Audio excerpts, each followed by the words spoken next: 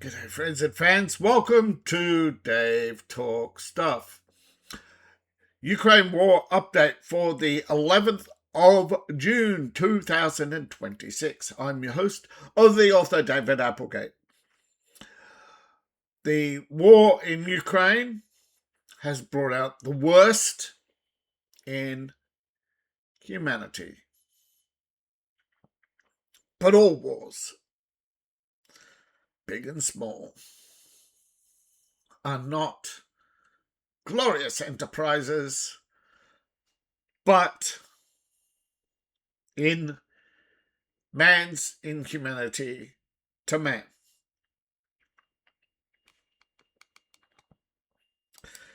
As the war rages, the war of words rage. But Europe is using this war to stop Europe from falling apart. After Brexit, after the breakup of Yugoslavia, after the seizing of Kosovo, after the slow and relentless march of anti-communism, we are now seeing the reverse, the march of communism throughout Western Europe. France, Germany, and England yet again seek a tripartite domination of Western and Eastern Europe. However, instead of fighting each other for that domination, they're fighting politically for that domination. But England, realizing the cost of the game was negative net returns, over 54 billion a year. However, Brexit was not clean or neat. Pretty much like the breakup of the Soviet Union. It was not clean, it was not neat. And in that fractured mess, Ukraine turned into a toxic quagmire. Now, I believe it's been 7 presidents who are unable to pull Ukraine out of that nosedive. Along comes Zelesnky, servant of the people, offering the nostalgia of the past, the camaraderie of the past, but the financial freedom that they had long desired as a collective, the success of Ukraine. But instead of leasing land to Russian pipelines, they stole gas. And instead of building up investment funds and making wise investments, they sold off assets and built themselves monuments and glorious, beautiful suburbs. Kiev was one of the most beautiful cities in Europe. But beauty is expensive, is it not, gentlemen? And Kiev, with all its glorious history, failed to capitalize on tourism, failed time and time again to build up any meaningful infrastructure. Everything falls apart. Nothing. Now, that's not entirely true in the individual sections that were built for the military. Their main infrastructure, their military infrastructure, and their very overcomplicated power system is very robust, but it costs an absolute fortune to maintain. The country was crippled by its beautiful, masterful craft. They do have some very masterful crafted buildings but the rest of the country is in abject poverty. So while the majority falls apart, while the majority is run down, while the majority is kept poor, the few oligarchs, the power company, the petrochemical company, and the chemical company, and the concrete company, I think the coal mining and steelworks, they're all extremely modern, extremely wealthy. It's a country of deep contrasts. Again, this is a country that could have leveraged itself and stayed neutral. But neutrality doesn't get you the Euro fund, does it? It does not get you this parasite state it wants to be. It wants the same relationship Israel has with America. Israel pulls off its yarmulke, holds it up, and it comes to, it's a miracle from God. It's filled up with money. Remember when Ben Shapiro used to joke, as if I put up my yarmulke and it fills up with gold? Well, it turns out it did, didn't it? What a shock. All right, so moving on from that, Zelensky played himself as the atheist, now plays the Jewish card, pulling up his yarmulke, going around every day. Every month he gets between $7 and $9 billion. That's on top of all the money he's borrowed, by the way. He sends his agents to banks and they collect cash by the bucket load. Literally, they fill up the boot with their car with cash and drive home. Banks just give them money. It's absolutely ridiculous. No other country in the world is in this position. Even Israel's going, damn! You know? Now, this is not a dig at Jews. Now, in the past, there have been many other countries who've been in similar positions as Ukraine. There's been Libya. There's been Ethiopia. I remember Kenya, growing up, hearing about all the money train. Kenya was a money train. You know, foreign aid and development funds and gas and oil. $60 billion or something. Now, Ukraine is just the latest in a long line of petty projects. But what makes Ukraine different is a well-documented civil war that's not a civil war. And they turned it into an external war. And Europe, of course, I think, and many others agree, and also think, are using the Ukraine war to justify militarization. Europe wants to destroy NATO. If you hadn't figured it out, Europe provokes Trump and then tells Trump to get out, but when he does, they panic. They're not actually trying to destroy NATO in a sense. What they're trying to do is turn NATO from a mutual defense pact into you're only here to defend Europe. You are not here you cannot use our bases for anything but the defense of Europe. And by the way, go bomb Moscow for us. Go do all the things that we won't do because now we know why they don't want a wider war. Now, there's two fears of a wider war with Russia. One, China and other countries, including India, may turn around and go, okay, we're going to defend Russia and destroy half the world. Two, a growing Russia can offset the European economy. Right, in their eyes, anyone who rises means they fall. Because to them, they don't see. All they see is my hill. You have to be below. If you're rising, that means we're falling. That's their mentality. It's a zero-sum game to them.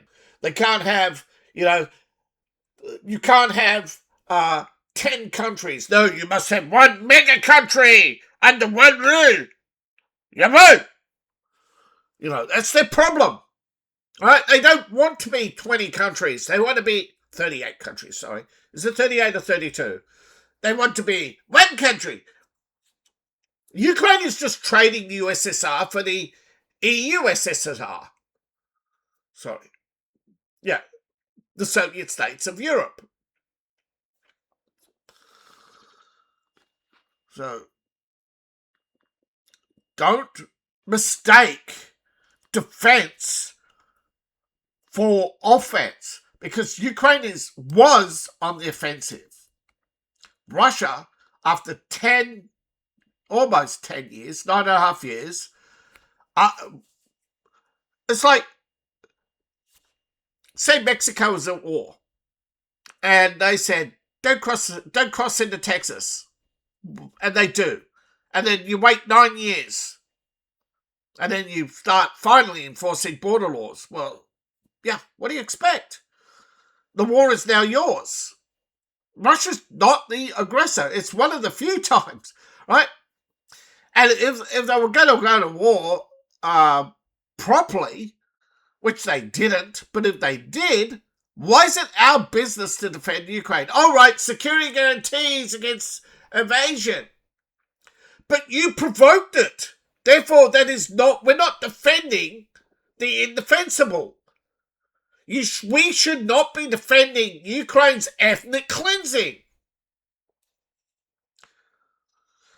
So many people who support Ukraine will say, we don't support Israel because of ethnic cleansing. Then why do you support Ukraine? If you think Gaza's are victims, and you know what's really sick? Who supports Gaza? Russia. So the European left don't have politics or morality. They have power. And all they want to do is play games with people. They just want to whine, to protest. But when it comes to war, real people are suffering. And the Europeans don't have abandoned all principle. That's my main objection to this war, is that Europeans have abandoned all principle. They should have squashed the war in Europe long ago. They could have squashed Kosovo. They could have stopped the Kosovo army. Instead, they let it fester. And then they went in and attacked the Serbs for defending themselves. They could have stopped the breakup of Yugoslavia. They could have done a lot of things. But they're cowards and weaklings. They don't want to do hard work. They want to be academics and use our words. Yeah. And then when they want the hard jobs done, they go, America, be our lapdog and institute our foreign policy on those savages in Kosovo for us. And Bill Clinton, like a good little sycophant who wants to be liked, goes, yes, sir, Master Europe. I'll do your bidding, Master Europe. So is that any wonder no one likes? I mean, even liberals don't like Bill Clinton. They don't like each other.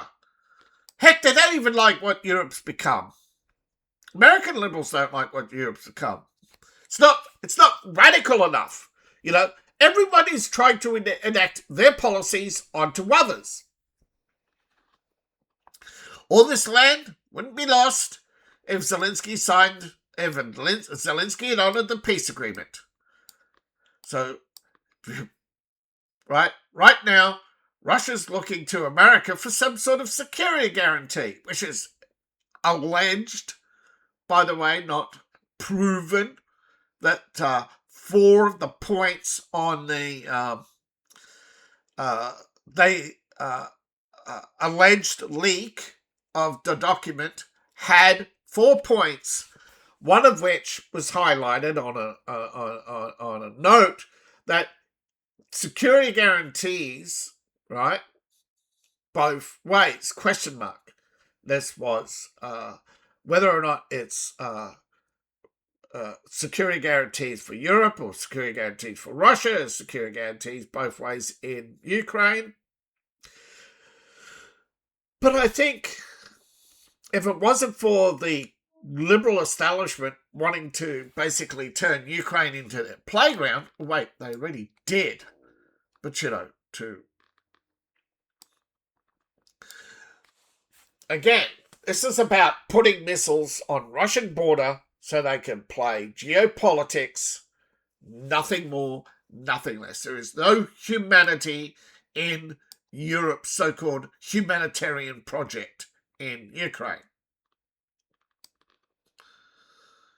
They're not defending anybody or anything or any ideals.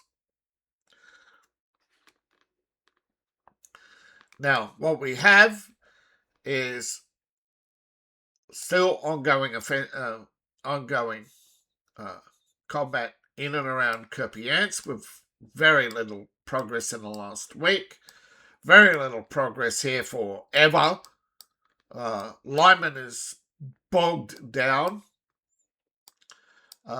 Still very little movement here, but some movement.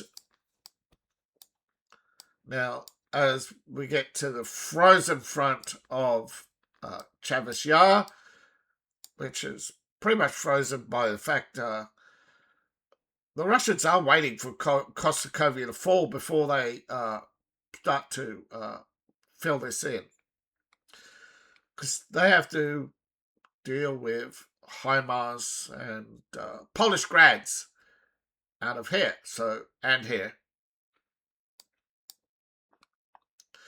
So they can't concentrate troops, but they've made some progress in Kosokovia. They have taken more blocks. It's now street fighting. But the two forces are working towards each other to cut off the 500 or so in here. They're consolidating their positions in here, slowly swallowing these areas as they move towards.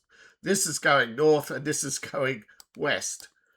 This is going, most of these are going north, except here, which seems to be going, of all places, southwest. Here they are just in holding.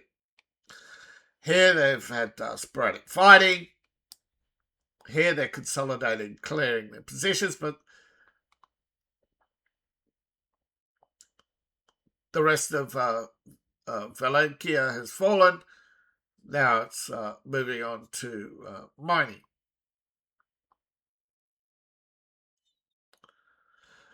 Here they're pushing south. Here's just clearing operations, holding the Ukrainians. So the Russians are going to come from behind, which is a dangerous maneuver. But yeah, shelling. They're not shelling positions as far as I know, only picking them off with small troop action. Here is where all the shelling. Most of the time, they're only shelling towns where the Ukrainian forward positions are, because that's where the drones are. Sometimes they get them coming in by car. Sometimes they get them, with drone strikes.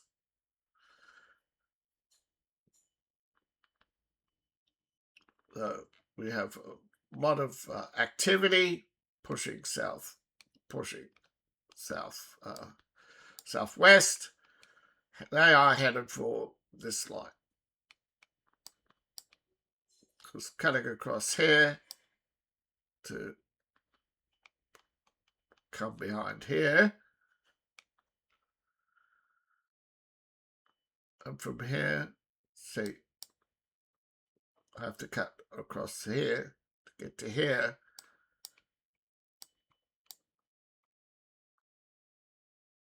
Now, where's the... See, there should be, but it's not a single road. But to this one's a weird one. To get to Zaporozhye, they have to cut across through here, go around here, down here, then up here, then up to Zaporozhye, or straight up here. Now, they have to do both, really.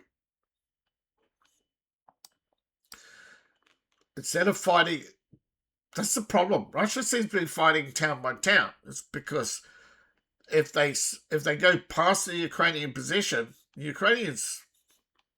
It's not like World War II. Air supply in World War II was not very sophisticated, but because this isn't a large-scale war, they can't afford to leave Ukrainians behind them.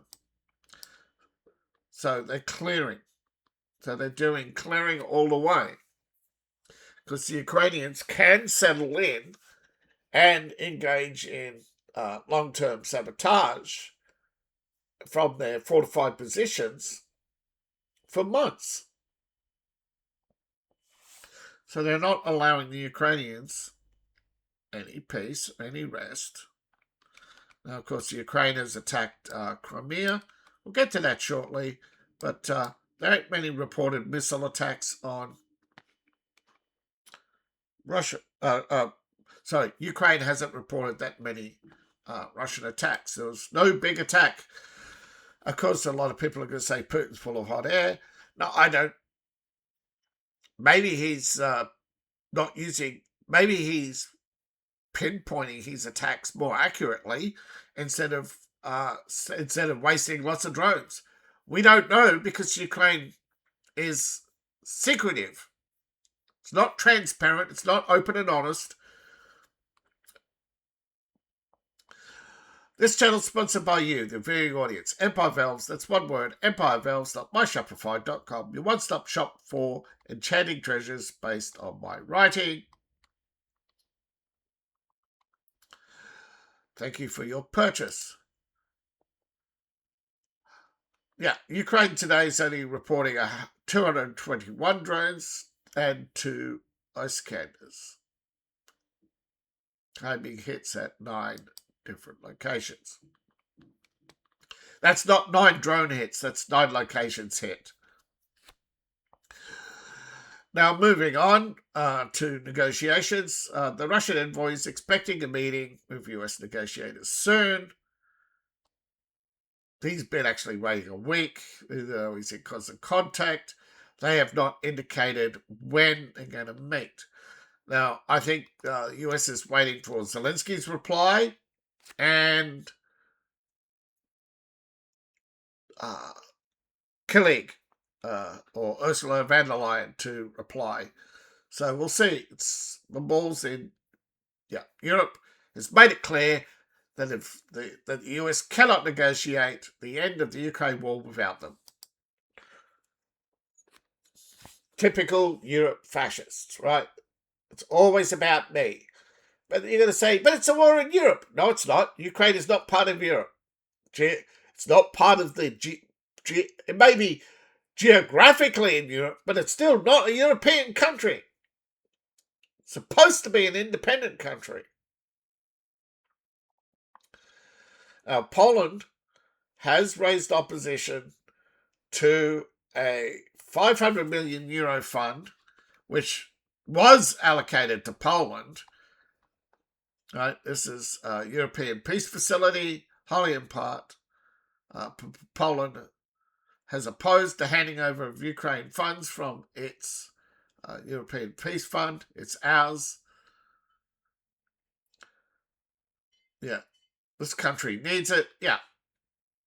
This is what it's about. It's all about the European funds. It's about stealing from European taxpayers to give to Eastern Europe to make sure they're part of the European club, but make us feel powerful, make us feel liked, make us feel loved, prop up our economies, and they just give them phony money. But the real trade and power and wealth still rests with Germany and France and the UK. Poland's just been strung along.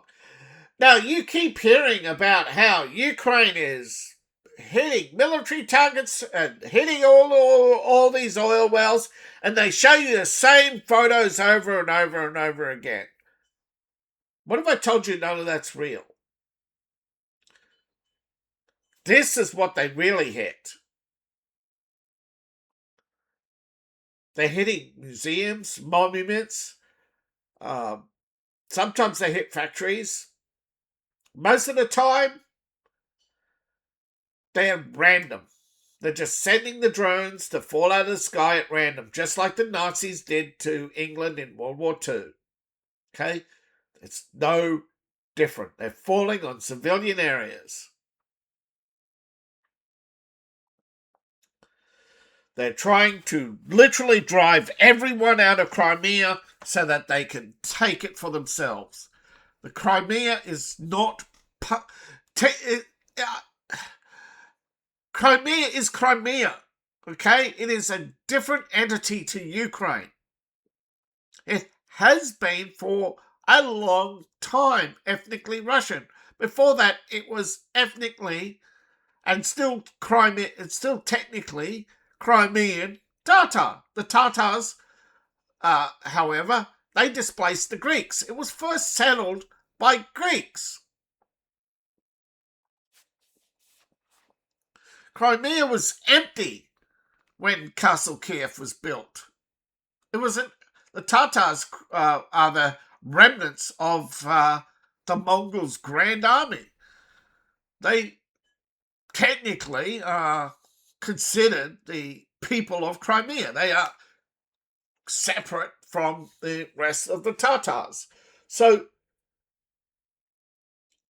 and Ukraine is hostile to them. So why would they, and this is the problem with the world. They want things to be simple.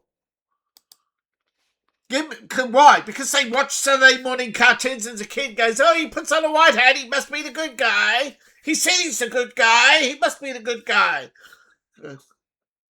Yeah. Everyone wishes their side was always good and always did the right thing. But when they don't, the liberal establishment covers up, lies. To them, everything is just politics. It's brain rot. And the EU is both engaged in a militarization and demonization of Russia. They want to influence and control other nations. Now, yes, there are things like the defense of Taiwan, the independence of South Korea, many things around the world. And heck, if, that should be absolutely defended and supported. But there are many places where, like Timor, Bougainville, many places where Europe and America and even Russia have taken the side of the bad guys, like in Syria, like in Lebanon, like in Gaza, like in Sudan, like many places around the world. All right? When it comes to arms sales and geopolitics, Russia has always played the willing bad guy. But there's one thing you keep all forgetting. This war is all for the benefit of China. Thank you very much, says Xi Jinping. Every time you make Russia your enemy, why? Because Europe wants your cheap goods. They're willing to sell out their own. Willing to sell out their own people. They're willing to kill their own people. They're willing to let foreigners into their country to kill their own people just to keep their cheap clothing, their cheap luxury goods, and their pathetic attitude, of this grand world order. And think by being a sycophant that they get, power in the UN. And what happens? Well, Germany thinks I'm entitled to this seat. I've earned this seat. I've done my time. I've done everything right. But when it came to the vote, nobody voted for Germany. Because Germany got played in the UN. I think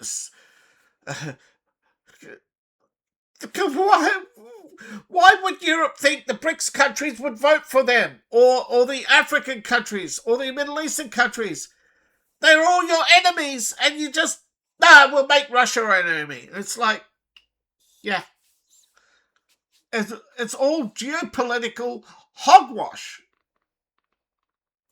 Now, eventually, China will become the world's enemy. Eventually, India will start trying to leverage BRICS, just like China leveraged BRICS.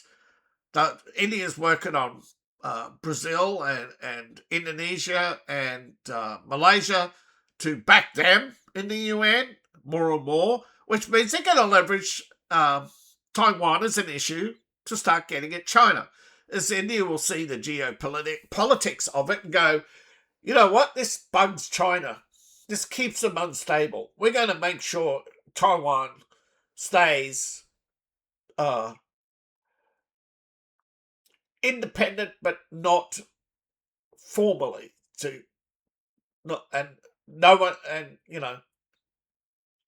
they do it indirectly by siding with Japan over some island north of Taiwan, which is Japanese, and really pissed, Shinjuku or something, and that really made Xi Jinping fume.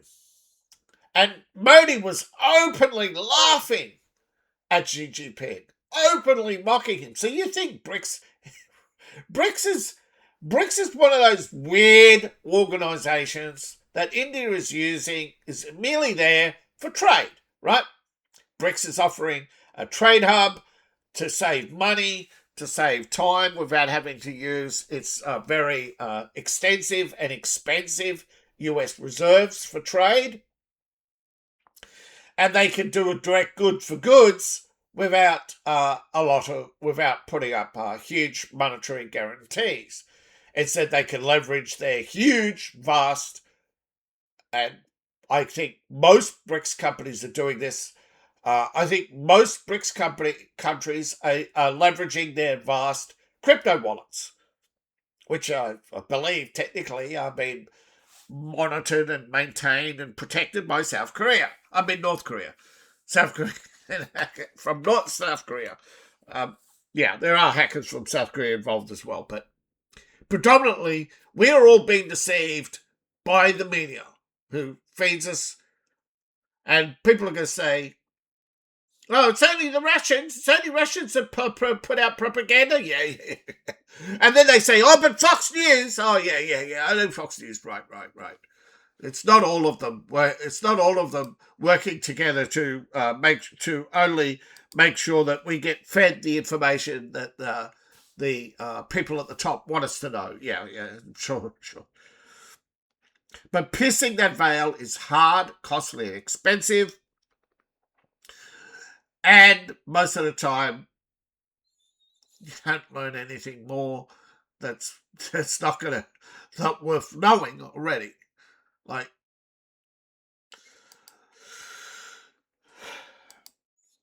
thank you for watching. Please like, share, and subscribe. And if you can, please support the channel. If you would like to support the channel, you can do so on Ko-Fi, Patreon, buy my books, buy my merch. Appreciate each and every one of you. See you in the next video, and bye for now.